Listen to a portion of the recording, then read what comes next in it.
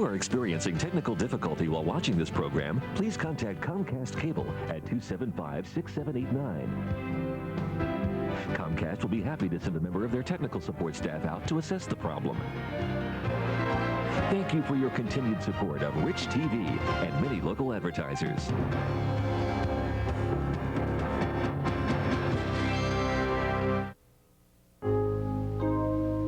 Greater Richmond Informed Parents is a community of dedicated, hard-working citizens who are committed to winning the war on drugs.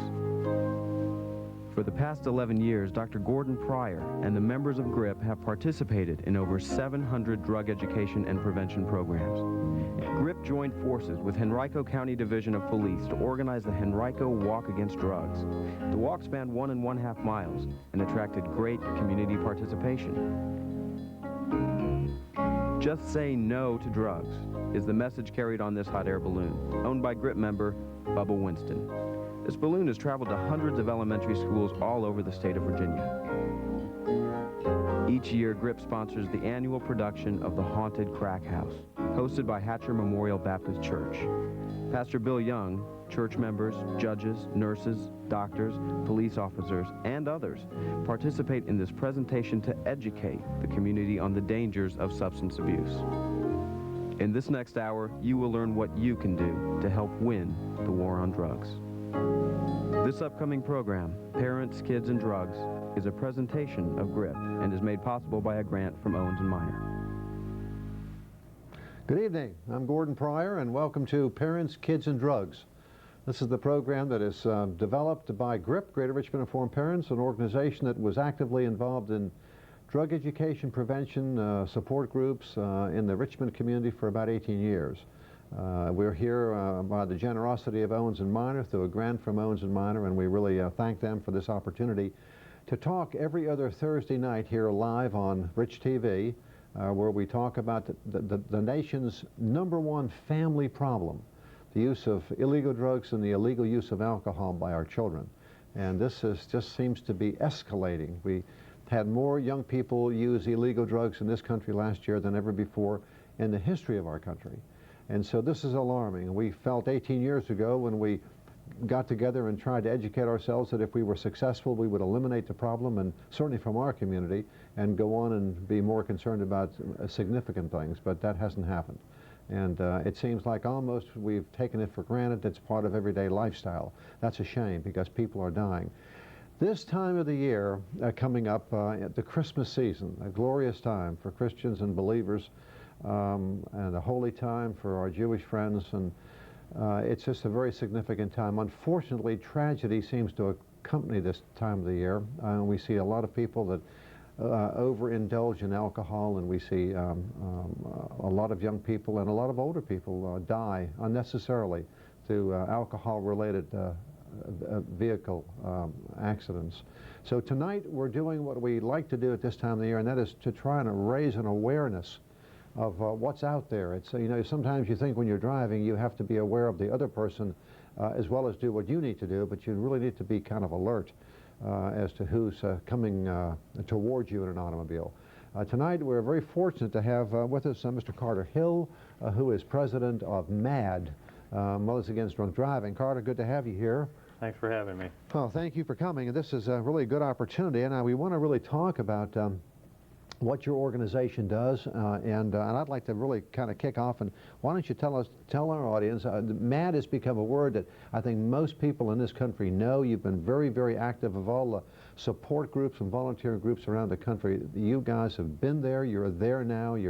We've got a picture and a setup behind us here tonight that shows, unfortunately, people that in this area that have died in accidents. But tell us a little bit, first of all, Carter, about your national organization. Well, MAD was started in 1980 by a young girl. Her daughter was playing in a park. A drunk driver came down through the park, ran over a little girl right in front of her, killed her. Of course, the person didn't have a driver's license. He was an habitual offender. And that's what inspired this young lady to start Mothers Against Drunk Driving. Right. And you notice I say driving. We have nothing against the drivers. Our organization, we're not prohibitionists. It's completely legal to drink alcohol in the state of Virginia as long as you're over the age of 21. and we're not prohibitionists. We don't chase. And we are perceived sometimes as a bunch of little old ladies chasing people up and down the road, trying to convince them not to drink.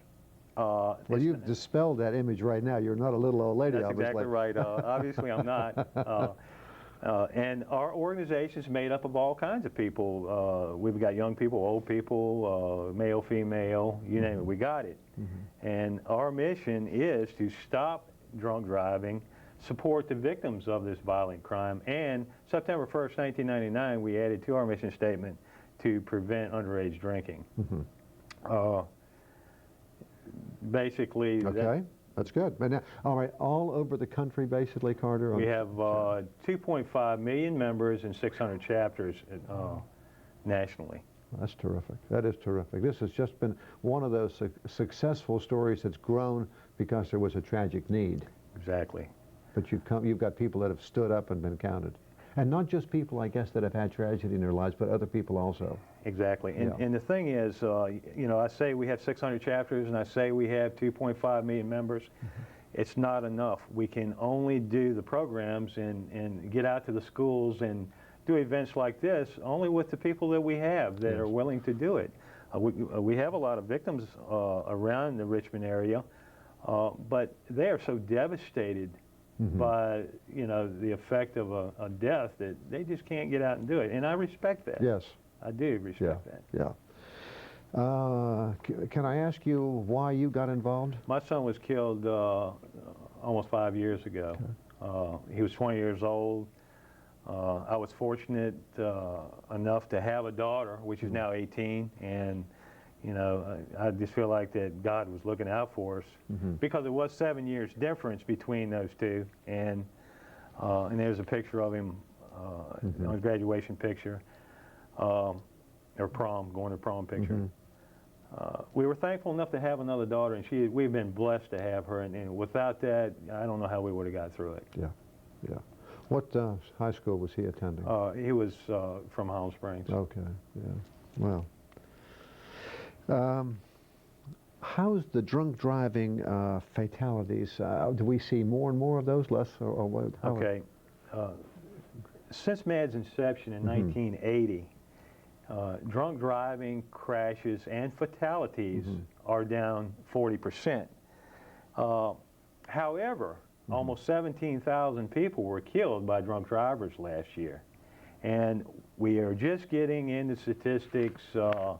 The numbers are going up. In fact, I'll read you something that I pulled right out of the National Highway Safety Administration report, that 40% of all highway deaths in 2000 were alcohol related, up 2% over 1999.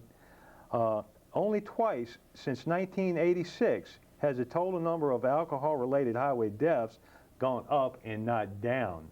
We are losing the war with this thing. Those numbers are going up, and when you start dealing with 17,000 people, you know, when it starts going up 1 and 2%, if it continues to go, it would be an epidemic. Wow. So you're saying 17,000 people through alcohol-related accidents died last year in this country? Exactly. Compared to the tragedy of September the 11th with the Twin Towers. Compared to that, and with numbers, I mean. With numbers. The day that happened, 9/11/01, when we had that this terrible disaster in America, 45 people died that day across the United States by drunk drivers. How many? 45.6. Okay, and that 45.6 number, if you take that times 365, then that's how you arrive with the number. It's not 17,000, it's 16,700, whatever. So that's... And, you know, the thing is, you know, and I'll tell you something else, too. When I start giving people these numbers, they sometimes don't even believe what I'm saying. And, I mean, I get the statistics and everything. They're published by the DMV. Right. the highway department. Yeah. That's where I get all my information from. Well, I've been involved with it long enough with drugs in general, alcohol being the one that destroys most children, the highest amount, long enough to believe those things. But the one drug, alcohol, Right. is responsible for more deaths in that age, 16 to 19, 24 age group. Exactly. Alcohol kills more teens, well, kills 6.5 more teens than all illegal drugs combined. Right. That's the number one, yes. Right. Yeah.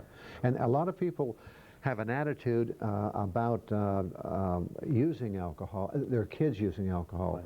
I've heard a lot of parents say, well, gee, he just drinks beer. You know, he doesn't use that I've heard. marijuana, cocaine, and all the rest. But, you know, that's the more devastating. More children die from that. That's It's a hard. recipe for disaster. Yes, it is. And it's called controlled parental drinking. They think that if that teen is drinking in their household, that it's controlled, but they can't be with that teen 24/7, and they go out and they have a crash. Most of the tragedies that we run up against, the teen had been drinking for many years. Carter, we're coming up to a holiday season, as I stated earlier in the show, and this is the time that for some reason we see more evidence of drinking and driving. Now, talk a little bit about that. Well, and that's true. We see it every year. That's why we really try to do as many programs and as possible, such as this one, around this time of year, because there's a lot of parties going on. And this is the thing. A lot of people will go to an office party or something that's not used to drinking. Their body metabolism, and especially this time of year, people take medication. And when they combine that with alcohol, get behind the wheel of a car, they might have a crash, and they don't drink every day. They might only drink once or twice a year. Right. We see a lot of that this time of year, a whole lot of it. Yeah.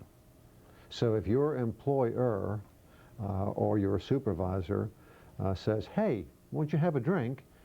Don't be fearful and think that maybe you should to please him or her. Exactly. You should do what you need to do as far as your medicine's concerned. And again, if that employer wants to have a drink with you or something, that's fine, as long as you can find some transportation home. Yes. And you can get home safely, not as far as killing yourself, but taking somebody else's life and then having to deal with that for the rest of your life. That's right. It's not worth it. No, it's really not. Anything, now, I'm just going to say, is there anything extra that you can do or can suggest or that the police do at this time of year to try and minimize, besides doing programs like this and talking and making people aware? Anything we can think about, any advice for the people watching this? Okay, for the people watching, there's going to be some checkpoints set up throughout the county, so I'm not going to tell you where they're at. Right. They're going to be there. They're going to be getting drunk drivers. Beware. But you know what? If you get caught drunk driving and you're charged and you go through the whole process, that's going to go away in 10 years. That's going to go off your record in 10 years. But if you go out there and you take somebody else's life, that will never go away. No. And I've talked to people before that have been on the other side of the fence that have taken somebody else's life, and that, you know, the charges and everything are just minimal. It's just not worth it under any circumstances to get out there and drink and drive. Right. Period. Right. It's not going to be worth it. No. Okay. Well, listen. We've got many more questions. We certainly want you to call in.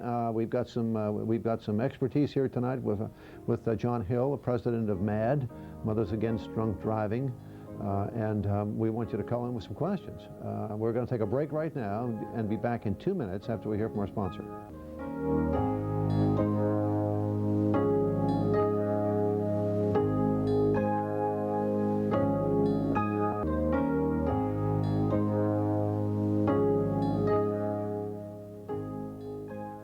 For me, I lost everything that I had, my parents, my house, everything, just because it all started with marijuana. And I said I was just only going to smoke marijuana, but it didn't work that way.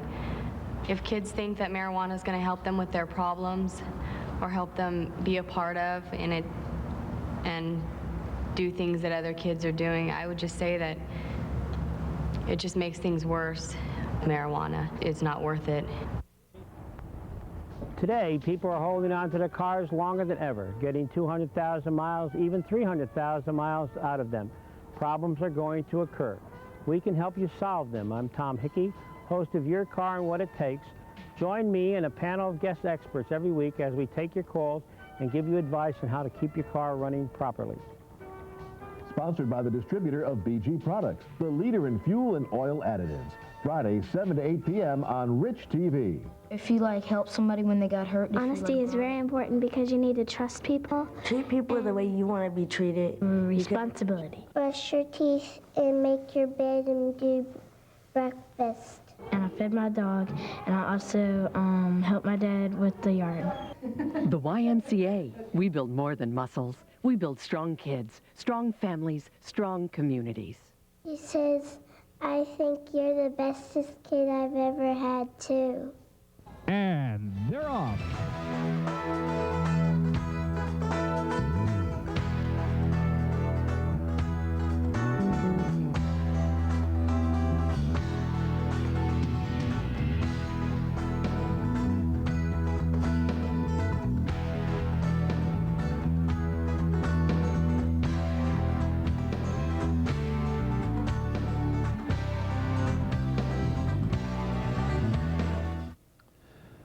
Hi, I'm Gordon Pryor. Welcome back to Parents, Kids, and Drugs. Tonight we're talking with Mr. Carter Hill, president, the area president of M.A.D D, Mothers Against Drunk Driving. This is a tragic time or subject when we think about so many people, 17-some thousand people are killed every year in this country because of drunk driving. And when you think about it, that could be prevented if we just exercise some cautions. The Christmas season, the holiday season is coming up now in a couple of weeks, and we're going to have a lot of activity, a lot of joyous time, and unfortunately probably some tragedy. Carter mentioned and alluded to the fact that we're going to have we're going to kind of tighten up. Our law enforcement is going to tighten up the roadways by doing checkpoints and checking for people driving that they're under the influence. And I have had an opportunity to go out there on a New Year's Eve and witness some of that. And some of the people, Carter, and I know you have, some of the people that stumble out from behind the wheel is incredible. It's unbelievable. It's just hard to believe. It's just, I couldn't believe these people were stumbling out of cars. And as we said before, it's the other person sometimes you have to really watch out for. You can be free and clear and still get killed. Oh, yeah. The majority of the people that get killed by drunk drivers are not drunk. Yes.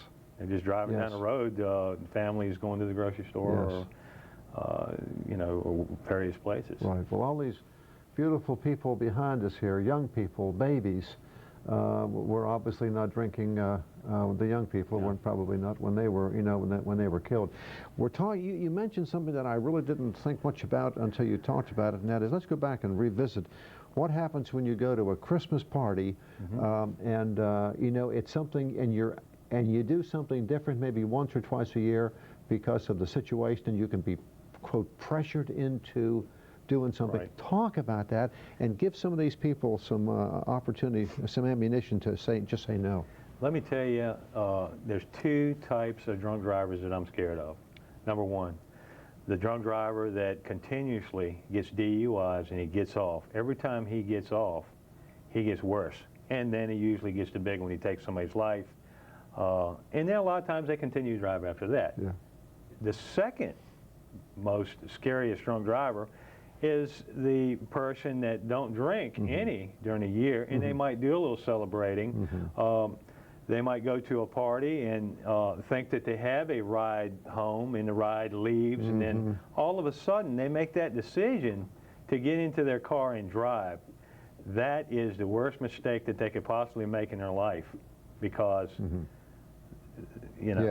they could, and this is the thing, their body is just not used to it. A person that stops every day and drinks a six-pack of beer, their body actually gets used to it. Yes. There have been many studies made on this. Yeah.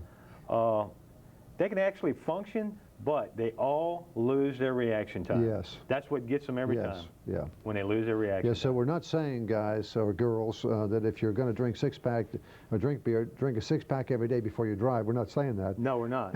We're using these as examples of the you know, anybody that drinks and drives is dangerous. Yes, okay. right. But I just have my own little categories of the most dangerous. Yes. And the ones that will kill you the fastest. Right. Well, we've got Devin who's called in. Thanks for taking the time to call. Devin, what would you like to ask? I would just like to, I have a comment for the man on the right. Mm-hmm. Sorry, I don't remember your name, but one of my friends, like, got killed like 2 years on Patterson Avenue, if you're familiar where that is. Yes. From a drunk driver, like, rear-ending him. But also, on the other hand, I drink socially on many occasions, and, like, after you consume enough alcohol, like, that's not, like, over 3 beers, and you actually eat something, after 2 hours, the alcohol content, you're, like, legally able to drive and everything, and I have no problem with that at all. And I just like to, like, say to, like, social drinkers, and, like, you're, like, totally putting it down and everything. I think it's, like, you know, not that bad or whatever, so I just wanted to put my say in on that.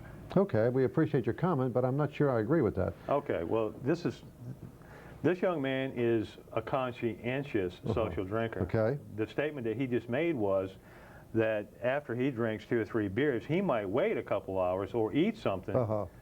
Drinking coffee, of course, don't work. Right. That's a myth. But every hour, if everything is right in your body, you can disperse 1 ounce of alcohol.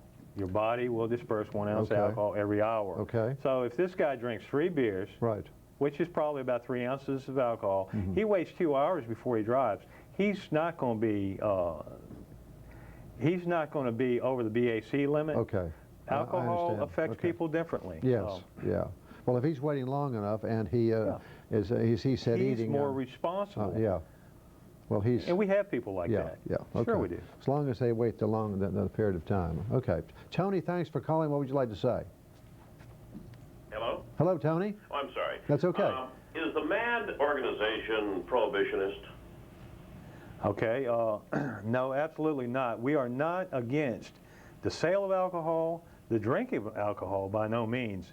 The only thing we're totally against is when you put that key into that switch and drive that car, it's totally unacceptable and illegal. We are not prohibitionists by no means. Absolutely not. Any other comment, Tony? Okay, that's fine. Hello? Hello? Yes, sir. Yeah, I'm still here. Okay, go ahead. Any other comment? I just heard that the M.A.D.D and, of course, the SAD, and, of course, you can't speak for that organization, I don't think, but were, in fact, prohibitionist. And I was just trying to dispel that myth.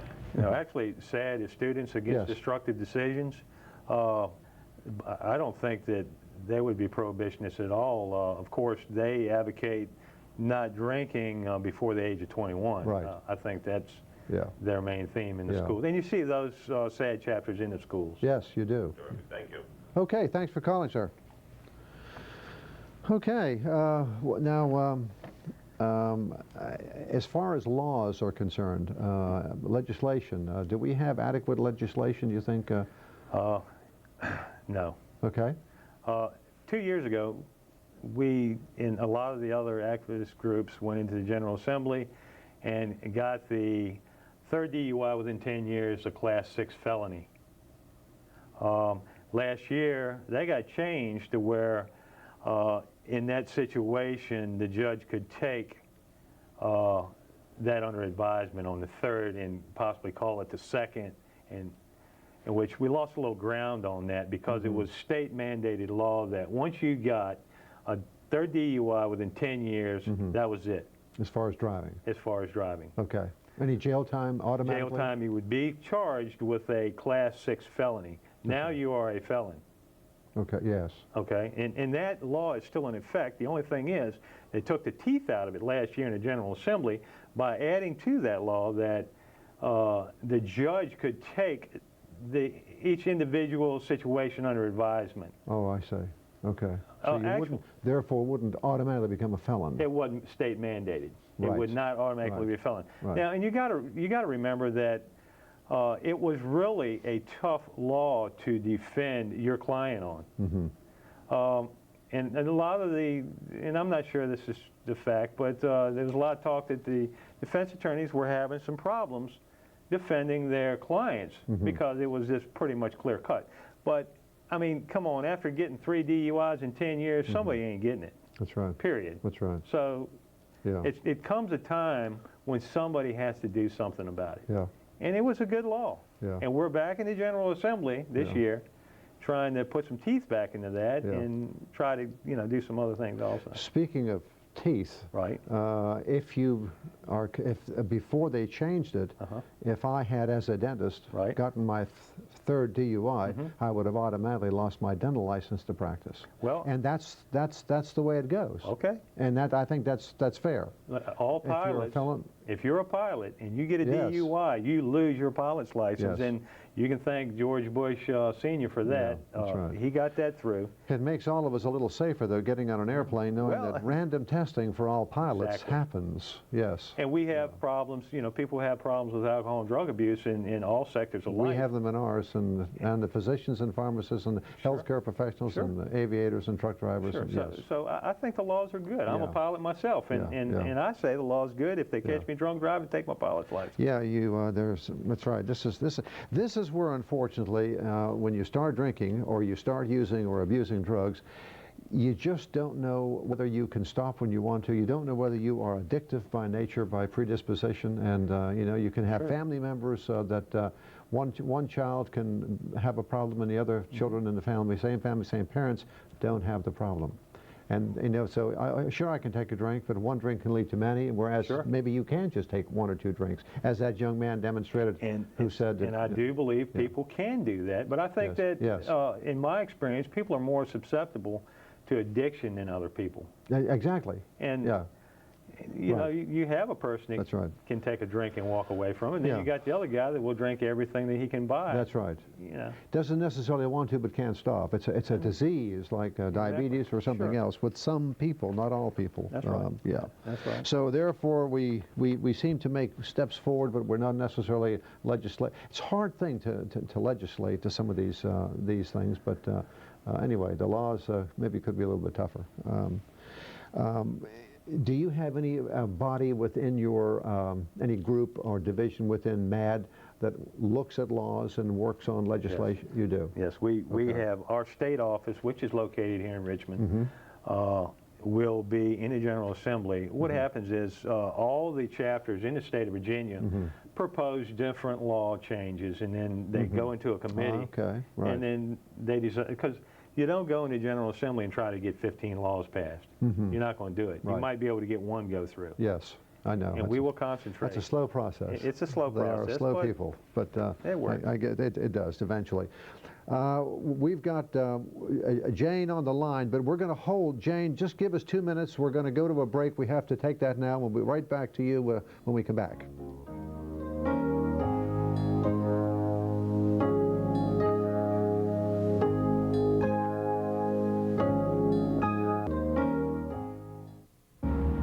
Imagine what it's like to be a child growing up today. One of the biggest pressures they'll face is the temptation to use drugs. Whether they do or not could depend largely on you. Join me, Gordon Pryor, from Parents, Kids, and Drugs every other Thursday night at 7.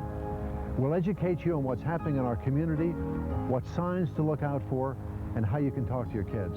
They need you now more than ever. Parents, Kids, and Drugs every other Thursday night at 7 on Rich TV. Do you have questions about you or your family's health? We've got the answers. Hi, I'm John Beckner with UCROPS, inviting you to join me for Live Healthy, Be Healthy. Experts from the medical field will answer your questions on diabetes, arthritis, allergies, and other current health issues. We'll also talk about nutritional supplements and how they can impact your health and wellness. So don't forget to tune in to Live Healthy, Be Healthy every other Thursday evening at 7 p.m. right here on Rich TV.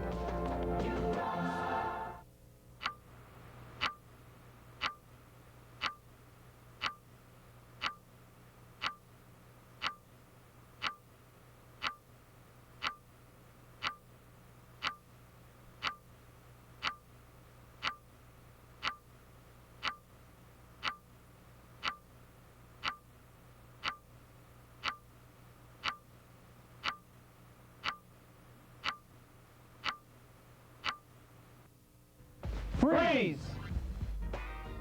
We're your local team of mortgage professionals at Community Home Mortgage of Virginia. Tune in every Wednesday night as we discuss the issues that interest you, Richmond. We're here to answer your questions and make buying a new home or refinancing the one you already own easier. So don't forget, tune in every Wednesday night at 7 p.m. for Community Home Mortgage of Virginia, your local team of mortgage professionals. Okay, I'm Gordon Pryor. Welcome back to Parents, Kids, and Drugs, and we've got Jane on the line. Jane, thanks for waiting, and what would you like to say? I would just like to ask Mr. Hill where M.A.D.'s financial donations come from, or subsidy, and how much of it is used toward community outreach. Okay, that's a pretty easy one. It's a good question. It's a pretty easy one to answer. M.A.D. National does telemarketing. I think probably all your viewers have had the phone call about the magazines. That money goes to M.A.D. National. It goes into a fund, and then it's distributed to the states, and then the state M.A.D. chapters will distribute it to the chapters. Now, the majority of our money goes right to Red Ribbons and directly to literature and information that that we can give out to the public. Good. We give out probably anywhere from 40 to 50,000 red ribbons every year. Speak about that for a minute. Red ribbons. Okay, I know a lot of you have seen the red ribbons on the antennas of the cars. In fact, I have one here with me. Okay. You can get these at you know, any of your Kmart's, U-Crops, whatever. Yes. Yes. You put on your antenna reminding other drivers not to drink and drive. Yeah, excellent. It's simple. Yeah. We're not putting it on your antenna to say send money. You know, we could probably live without money, you know, because we're volunteers. Yeah. But, you know, and we're all on a budget. If we get a certain amount of money in, we do certain projects with it. School projects, that type of thing. Yeah. I would probably say 90% of the money that comes into our office goes straight to public awareness. The other 10% would be going for telephone and that type of thing. So we're very, very efficient when it comes to that. That's the thing that's always impressed me with M.A.D., and that is that you mostly are all volunteers. We are volunteers. I mean, and I tell my volunteers, and I have a lot of volunteers in the Richmond area, you know, when it comes from your heart, that's right, you're going to be a better volunteer. You know, you can have 100 volunteers, and the 10 that bring it from their heart, they're going to be your best ones. Yes, no question about that. I think successful, I think that's why you find probably in a lot of political campaigns, which is a unique experience, and you have a few paid people, but most, the hundreds are volunteers. Sure.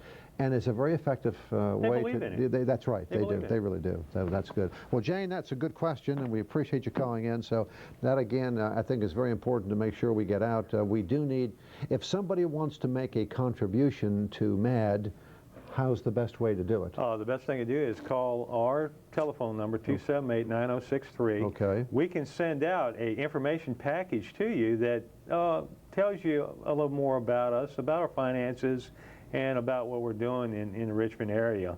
We'd be happy to do that. Just give us a call and join M.A.D. It don't cost a whole lot, and what happens is once you join M.A.D., every month you will be sent out a little postcard telling you what we're doing. Right. Some of the events that we're doing, and etc. Don't have to make a contribution only if you want to every month, but you can make an annual contribution, sure. Or give as little or as much as you can. But if you know, if we thought about it for a minute, if everybody who heard that request or appeal would take the time for all those people who knew someone that was injured or killed by drunk driving, sent in $5, we would have an awful lot of money available to do your work. And we could do other things. Now, and let me touch on that too. 2 in 5 people in the United States will be introduced to a drunk driver before they die on this earth. 2 in 5 people. My goodness.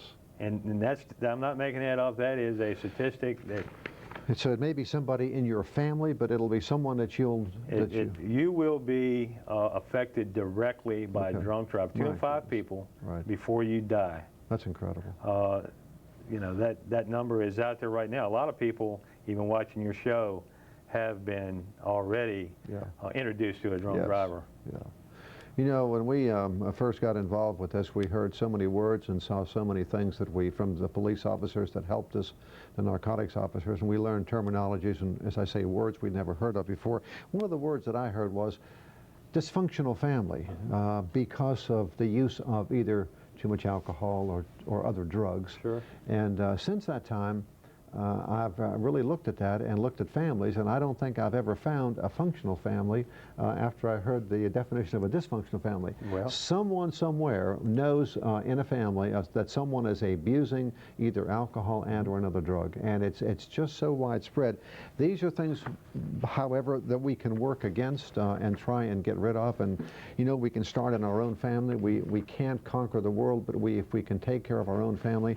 And again, Carter, I don't know about you, but I think communication with our families, with our kids, is very important. Talk about that a little bit, about what advice would you give? There's a family watching, many families watching tonight that have not been touched with this at all. All right, the main thing that I say when I go to schools and everything, it's pretty simple. The one word that everybody needs to know and remember is responsibility. Right. Bottom line. If everybody's responsible, they see the neighbor kid maybe using drugs or alcohol. Yeah. You know, you need to do something about it. And a lot of people say, well, you know, my kids are good, you know, and I really don't want to get involved. You got to get involved. That's right. Everybody says, well, what can I do? Yeah. It starts right now, right tonight. Right. Everybody, just like you said, with everybody sending $5, yes. If everybody tonight would take responsibility, not for just what's under their roof, right, for what they see in their neighborhoods, what they see, take responsibility. Yeah. Make that phone call. Call the police. Yeah. Police are very, very aggressive with drugs and alcohol and with these problems. And you just be responsible. Right. And be responsible in your own family. Right. You know, if you got an icebox full of beer and alcohol this time of year, you could have a problem. Teens are going to do whatever they can get away with, and when they stop doing that, we're going to have to check them because something ain't right. That's right. Us as adults, we have got to lock that liquor cabinet up. If you got liquor, lock it up to where they can't get it. Right. Or some of the parents out there that have drugs, you know, lock your drugs up. That's right. For God's sakes, it's a step. It's something that you can do to get started. You know, you look at your own children and you say, boy, I'm so pleased, and everything's fine. Right. But, you know, many parents have said that up until the day they find out that their child is using drugs and they've been doing it for 2 years. That's true. The average amount of time that a young person uses drugs before mom and dad finds out is 2 years. Right. And so, therefore, when you say that, boy, I'm glad my child's okay, he may or she may be, but he or she may not be. So you need to just really aware. But again, Carter, isn't it a good idea if we took time as parents to sit down and really talk about this to our kids? I think it can't hurt to continuously, you know, especially try to educate our kids. Right. Use different instances in your life that you've seen to relate to your kids. You know, maybe you have somebody on your job that is using drugs, and you might be able to relate. Talking to your teens and talking to your kids will never hurt you. That's right. And you said earlier in the show that communication and the lack of it is probably, you know, one of the biggest problems that we have. And we're all guilty of it. I'm guilty of it. We are. All of us are. You know, as much as I've done this show for 11, 12 years, and we've been involved with GRIP for 18 years, it still isn't easy for me to sit down with one of my grandchildren and talk to them. I had an opportunity this week to go shopping for a birthday present for my oldest grandson, who just turned 13. And on the way there and back, we had some time, and I talked a little bit about what he saw in school, middle school, about drug use, and we talked about it, and it wasn't an easy conversation. Yeah. I love him an awful lot, and he knows that, but it still is not easy, but I think we have to do it. We have to do it. We have a gentleman that is one of my favorite guests on the show, Mr. Alexander, and he's a speaker, a motivational speaker, and he's got a really wonderful philosophy and attitude about children, and he can communicate so well with people, especially children. And he talks about this all the time as far as speaking and talking positive things to your kids. You've just got to do it, you know. I think you do, and like I said, we're all human, and I think that we need to do more of it. Yes. And I'm guilty of it. Yeah. I know I am. Just getting started sometimes is the hard thing. You know, you can build on it once you get started. It really is. Okay, well, listen. Tell me a little bit about your support system. As far you've got someone that calls and said, "My son, my daughter, tragically been killed by a drunk driver. Our family is in chaos. We don't know how to handle this. We don't know what to do. Can you help us?" Okay, well, M.A.D.D has their own training institute. It's called the Victim Institute. Okay. It comes to town every year. Any of the people that are interested, that are M.A.D members, can go to this institute free of charge. We fund it through our local chapter. Okay. And once you are a certified state of Virginia victim advocate, then when we get a call into our office, we will give that person to one of the victim advocates. Okay. And they will give you information on what you need to do, answer some of the questions about you know, the court system.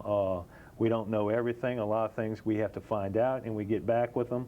And also we have... Are these, let me interrupt you, are these people who are victim advocates trained by your organization, do they have to have had a tragedy in their family? Okay. Absolutely. So I could go and say, I want to be a victim advocate, I want to be trained. Sure.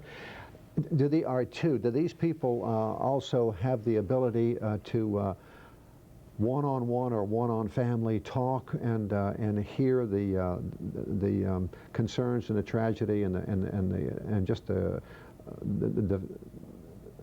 feelings that these people have after they've lost a child? Yeah, and a lot of our victim advocates are victims, and they can really relate. For an example, if a male was to call into our office, I would probably get the call because I relate a little better with males, and we have females that relate better with the females because they'll talk. Yes, sometimes more openly. And they feel more comfortable. Yes. You know, that's usually the process. And what happens is we will go to court with them. Most of the court systems now have advocates in the court system that, as you well know, several years ago, Virginia passed a law for, you know, the victims have rights, as you well know. Yes.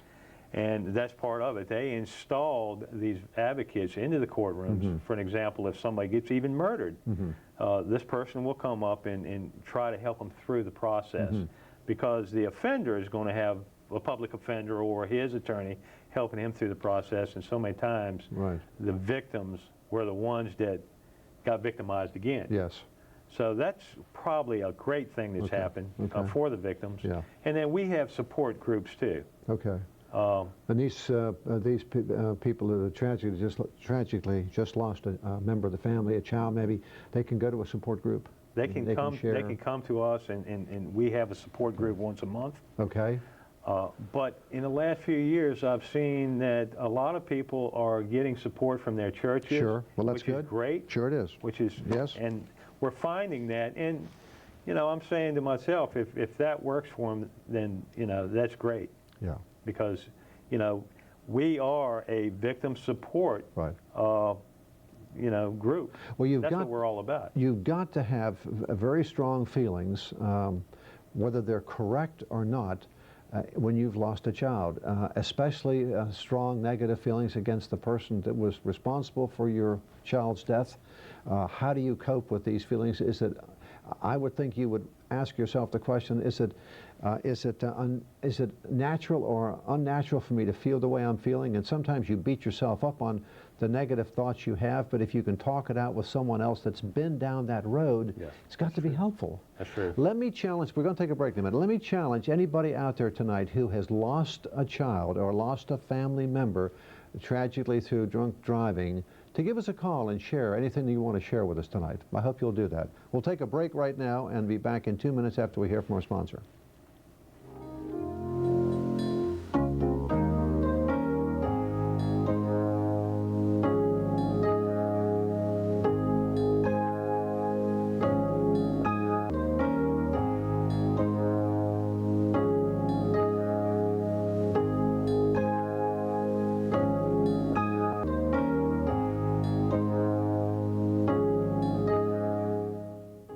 I'm Big Al Coleman, and I'm back on Rich TV. Now, why am I back on Rich TV? Why else? To talk sports. Join me every Tuesday night from 7 to 8 for the Virginia Lottery. Speaking of sports with me, Big Al. We'll have great guests lined up every week, and of course, take your phone calls at 353-1111. So slide the wife or girlfriend that 20, send them out shopping, settle on down in that easy chair, and give me a call every Tuesday night, 7 o'clock on Rich TV for the Virginia Lottery. Speaking of sports with Big Al. This holiday season, turn your home into a holiday wonderland. We'll show you how on the Ben Franklin Crafts and Frames Hour. Join our experts as they demonstrate custom framing, how to make beautiful crafts, florals, and sparkling home decorations for the holidays. It's fun-filled entertainment the entire family will enjoy. This year, people are giving gifts from the heart. We'll show you how to make wonderful gifts and decorations to put the personal touch on the holidays. The Ben Franklin Crafts and Frames Hour every Tuesday at 8 p.m. on Rich TV. If you're thinking about remodeling or repairing your home or maybe adding a Florida room, then don't miss the Mr. Fix-It Show every Tuesday night at 9 p.m. on Rich TV. You'll see the latest trends in home remodeling and maintenance, and you'll talk with experts who are ready to answer all your questions about home improvements. Remodeling your home doesn't have to be a nightmare. It's easy with Mr. Fix-It. Get all the information you need from the Mr. Fix-It Show, Tuesday at 9 p.m. on Rich TV. Here you go, honey. Remember when your son was a baby? There you go. Whoops. Well, now it can all come back to you. Good. Good. Let's have one more bite. All he has to do is sniff glue, paint, or a household cleaner to get high. That's a good one. After all, not all kids who do inhalants die. Not your kid. Inhalants are damaging somebody's. Talk to yours now. Welcome back to our last segment of Parents, Kids, and Drugs here on Rich TV every other Thursday night live. And we've got people that have called in tonight. We appreciate that. And the challenge before the break was anybody who has tragically lost a member of their family through drunk driving, give us a call and talk to us. Tell us how you feel. And we'd certainly appreciate hearing from you. You know, we on this show really kind of focus in on kids, but it really is the entire family. But kids, I think, if we can just prevent children from doing something tragic and dying or impairing themselves while they are in their young years, then we feel that we've done something positive. Carter and I were talking during the break there about kids and drinking and kids and drinking and kids and drinking, but there's also kids and smoking maybe marijuana rather than cigarettes. And what's on the scene here as far as our local police are concerned as far as kids and drinking and maybe kids and smoking? Right. Well, you know, I visited a lot of schools, especially prom time, and I'm going to be gearing up for that after the first of the year. Yeah. And there is a myth among these teenagers, high school age teenagers, that they can smoke marijuana, and if they get stopped by a police officer, they're not going to detect it. That is totally a myth. These police officers now are being trained to detect marijuana, drugs. The myth is, if they get pulled over coming from a party and that police officer doesn't see beer cans or smell alcohol in that car, he's not going to do anything. It's not true. Mm-hmm. We have a lot of arrests in this area for DWI, driving while impaired. The police officer, once he has a suspicion that you are under the influence of drugs, he can make the arrest and get blood out of you, and you'll be charged with that offense. Okay, good. Because I think, unfortunately, marijuana is such an easy drug to procure here locally, and so many kids can get their hands on it. You know, my vintage, my age group, You know, we didn't see this. You know, I finished dental school in the 60s, and this marijuana was obviously getting involved then, but we didn't, we weren't really much in touch with it, but it certainly has just escalated, and so many people smoke pot, and so many people are impaired by it, and some people think that, you know, everything's okay, but it really isn't, and it certainly can be addictive, and to some people, not all people. That's the same with drugs. We talked again, this is the Christmas season and the holiday season, the Hanukkah season, and we just really do see an awful lot of increase in parties and activities and behavior that is seen at no other time of the year. People do things that they do at no other time of the year. We talked about what you should do and what you shouldn't do if you were going to a party and you were really not used to drinking. Let's talk about, for a second, Carter, what's the responsibility of the person who decides to have a party? What should they think about as far as liability, as far as drinking, as far as not having their guests drive? Let's talk about that a little bit. Well, this is one thing I'd like to touch on. People go to parties and they might even go with a designated driver. And somehow or another that person leaves or whatever. Once a person gets impaired, that's when they start making the bad decisions. Yes. Getting back to your question, I think that a responsible party, to be quite honest with you, we have a satellite chapter in New Kent, and they're going to have a party, and you either have a designated driver or stay there. Yes. No, you're not, and there's no consideration. Yes. There's no consideration. Right. That's the way it should be, because that one person that gets out of that party or whatever the environment might be could go out and take somebody's life, and it happens. It's going to happen. Unfortunately, it's going to happen.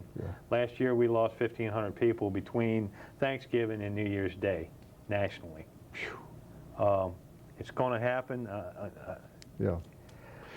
You know, way back early in our GRIP program, Greater Richmond Informed Parents, we basically were a group of parents who were educating ourselves to try and prevent these things from happening, trying to develop a networking between parents of kids in our community. And we've had a number of workers involved, and we had one person who was very strongly involved with this. And I heard one night from some of the kids in the community that this person was going to have a party for the son because of either a birthday or whatever it was, and there was going to be a keg of beer there. And I thought, couldn't be, not this person. This person wouldn't do that. He's actively involved in our program. And, you know, I could have ignored that, but I heard it too many times from too many kids. This is what was going to happen. And it was difficult to pick up the phone and ask the question, hey, is this really going to happen? You know, and the answer was, oh, yeah, but we're going to control it. We're going to make sure that the kids don't have too much to drink. And I said, I hope your insurance is paid up, because if it isn't, one of these kids that dies could really be in trouble. Well, I got some bad words on that from other parents who thought I was sticking my nose into their business, and maybe I was. The party was canceled. Thank God. It could have saved a life. You never know. I think you did. You know, but I wasn't too popular. But again, I've never been in this for a popularity contest. I've never seen the business me and you were in very popular. No, that's true. That's right. But someone has to do it. That's very true. Yeah, somebody has to do it. Yeah. And it's a shame more people won't take the big word you mentioned, the responsibility. That's all. That's the only word you need to do. Yeah, it really is.